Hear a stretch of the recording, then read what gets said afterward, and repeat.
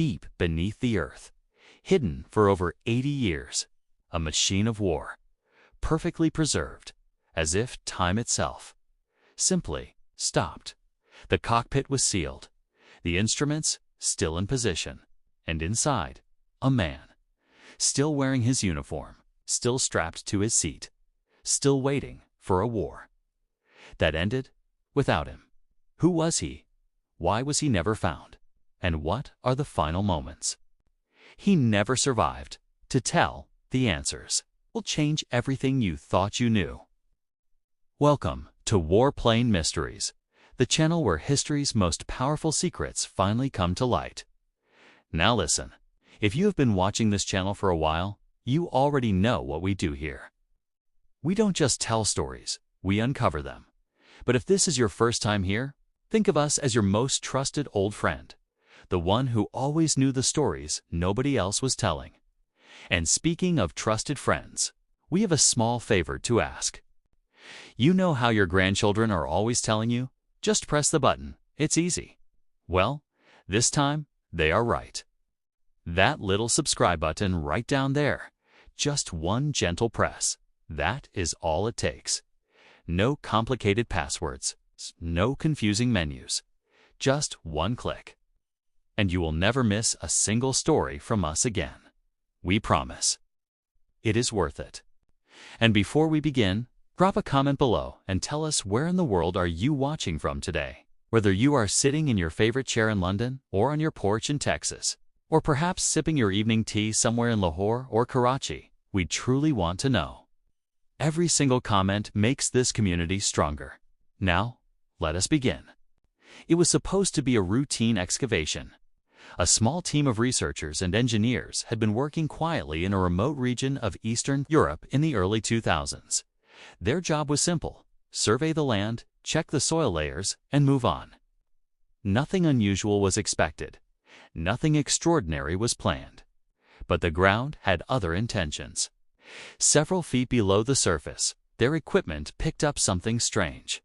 A large metallic structure, perfectly shaped, far too large to be debris, far too intact to be accidental. They began to dig. What came out of that earth stopped every single person on that site completely cold. It was a World War II fighter jet. British-built, military-grade, and from the outside, it looked as though it had simply been parked there yesterday. The body of the aircraft was almost entirely undamaged. The metal had not crumbled. The frame had not collapsed. Even the painted markings along the fuselage were still partially visible, numbers and symbols from a war that had ended more than half a century before. The team stood in silence. No one spoke for nearly a full minute. Then one of the senior engineers walked slowly toward the cockpit.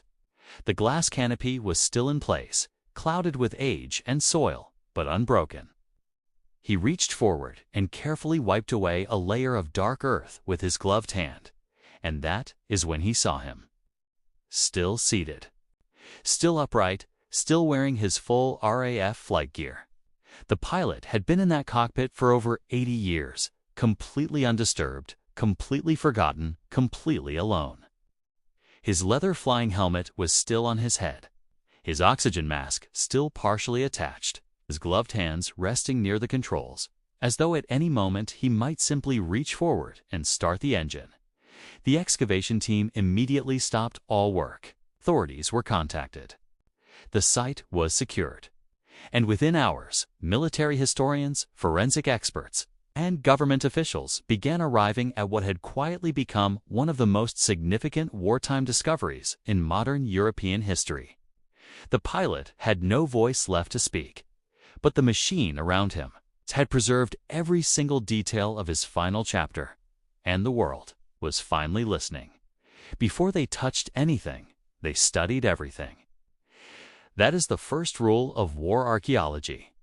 The site speaks before the experts do, and this site had been speaking for 80 years. Nobody had simply been close enough to listen.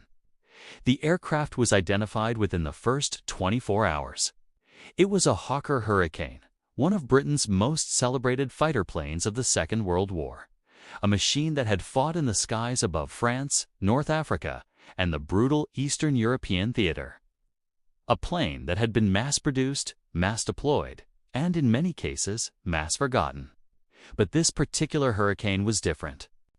Most wartime aircraft discovered decades later are found in fragments.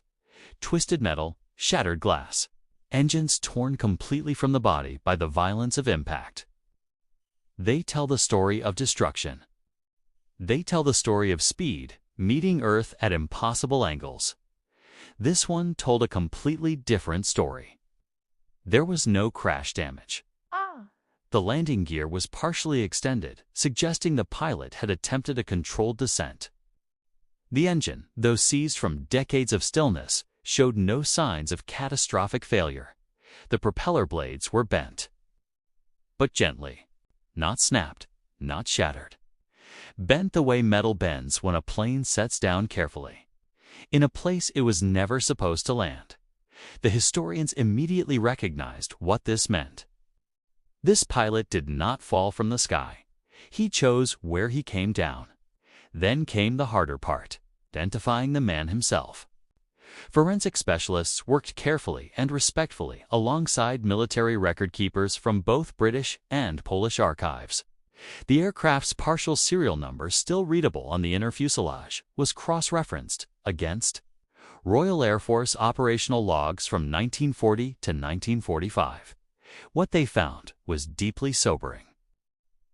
The plane had been listed as missing in action since the winter of 1942.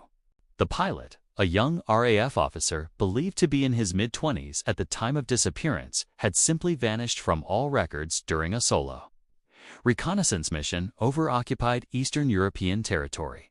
No distress signal was ever received. No wreckage was ever reported. No body was ever recovered. His file had been closed. His name added to a long, painful list of men the war had simply swallowed whole. His family, if any survived, had spent decades with no answer. No grave to visit. No confirmed ending to hold on to. It's just a name on a memorial wall somewhere. And silence. But now the silence had a location. Forensic examination of the cockpit revealed further extraordinary details. The pilot's personal logbook was found tucked beside the seat, water-damaged but partially legible. A photograph, sealed inside a small leather wallet, showed a young woman and what appeared to be a family home somewhere in the English countryside. He had carried them with him, all the way to the end. The condition of the body, preserved by the unique combination of deep soil pressure, cold temperature, and the near-airtight seal of the cockpit, allowed forensic teams to confirm basic physical details: height, build, and most critically, cause of death. He had not died on impact. The evidence strongly suggested he had survived the landing, and then something else had ended his story. What that something was would only become clear in the parts of this investigation still to come. History does not lose people by accident. Sometimes, it loses them on purpose. That is the uncomfortable truth sitting at the very center of this discovery.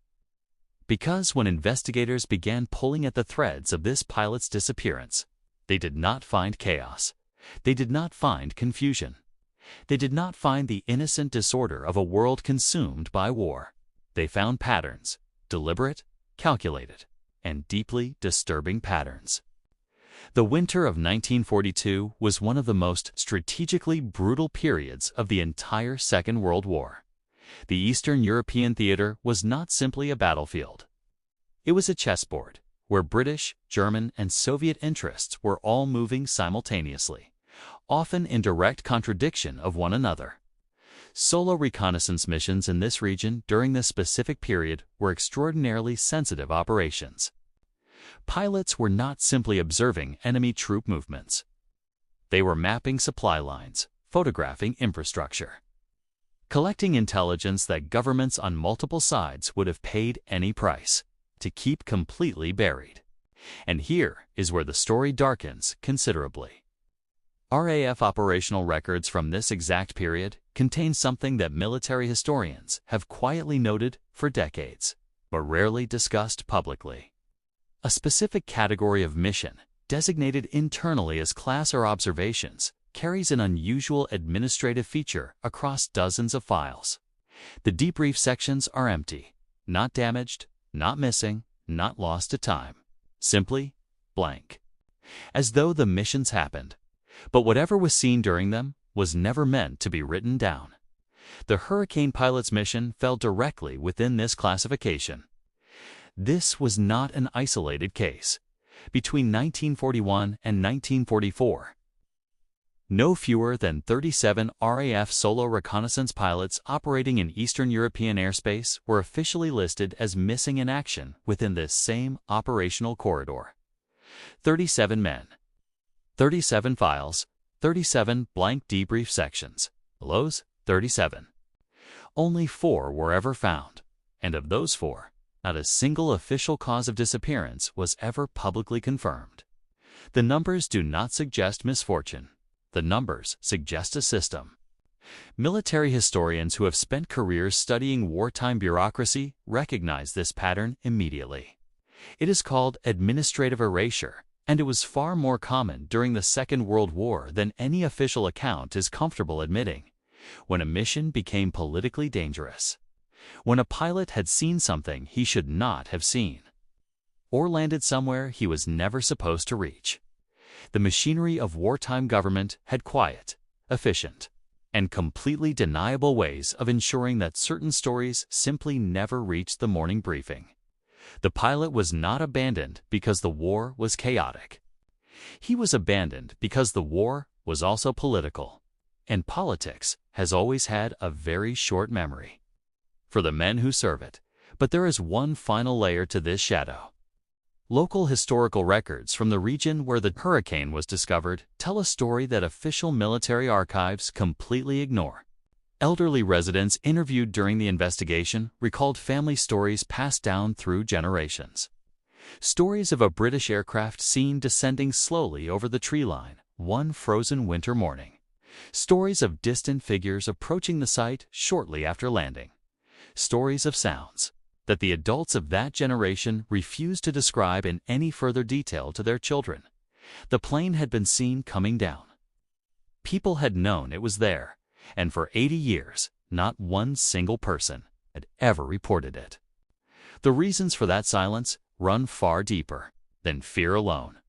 The dead do not ask for justice, but sometimes the evidence they leave behind demands it anyway. When forensic teams completed their full examination of the cockpit and its contents, the picture that emerged was not simply sad. It was not simply tragic. It was the kind of truth that sits heavily in the chest long after the facts have been read, long after the documents have been filed, and long after the official statements have been carefully, diplomatically worded. Because the pilot had survived the landing, the forensic evidence confirmed it beyond any reasonable doubt. There were signs of movement inside the cockpit after touchdown. The position of certain instruments had been manually adjusted. The oxygen supply valve had been turned.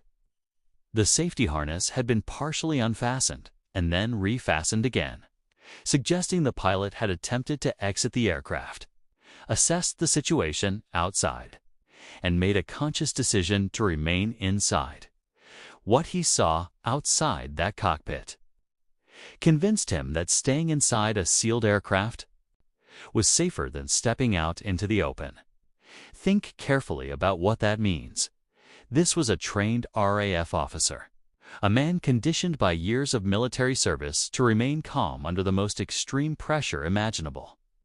A man who had flown through anti-aircraft fire, navigated enemy territory alone, hand-guided a damaged aircraft to a controlled landing in completely hostile terrain, and that man chose to lock himself inside a metal shell in the middle of a frozen wilderness, rather than face whatever was waiting for him outside.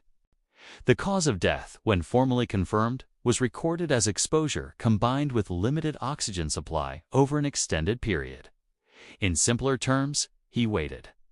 He waited for rescue that was never coming. He waited for a signal that was never sent. He waited because he believed that someone, somewhere, knew exactly where he was. And here is the forensic detail that changes everything. Inside the partially legible logbook recovered from the cockpit, investigators found a final entry, written in a controlled, steady hand.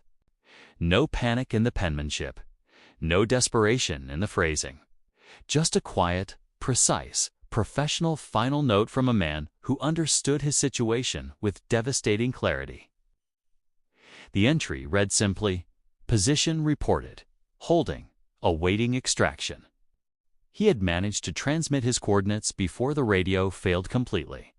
Someone had received that transmission. Someone had known exactly where he was. And no one came. The military and ethical questions this discovery forces into the open are ones that no government involved has shown any serious willingness to answer publicly. Whose decision was it to abandon the extraction? Was it a command failure, a political calculation, or something far more deliberate? Were the contents of that reconnaissance mission considered so sensitive that the pilot's survival was viewed as a liability rather than a priority? These questions do not have comfortable answers. And the institutions that might hold those answers have had 80 years to ensure they never surface cleanly. But perhaps the most powerful thing this discovery leaves behind is not a question at all. It is a reminder. Wars are recorded by the nations that fight them. Histories are written by the governments that survive them, and the men who actually live and die inside those wars are remembered only as long as it remains convenient. To remember them, this pilot carried a photograph to the very end. A young woman, a house in the English countryside, a life he had fully intended to return to. He did not die believing he had been forgotten. He died believing the opposite, that people were coming, that the system he had served faithfully would not simply leave him there. That faith was the last thing the war took from him. His name, confirmed through forensic and archival investigation, was finally added to a formal memorial record in the years following the discovery. A small ceremony was held. A few historians attended. A government representative offered brief, carefully constructed remarks, and somewhere in England, if anyone remained who still carried his memory, the ground finally gave them an answer. 80 years late, but an answer, nonetheless. Some wars end with treaties, some end with silence, and some wars never end at all, till the earth itself decides it is finally time to speak.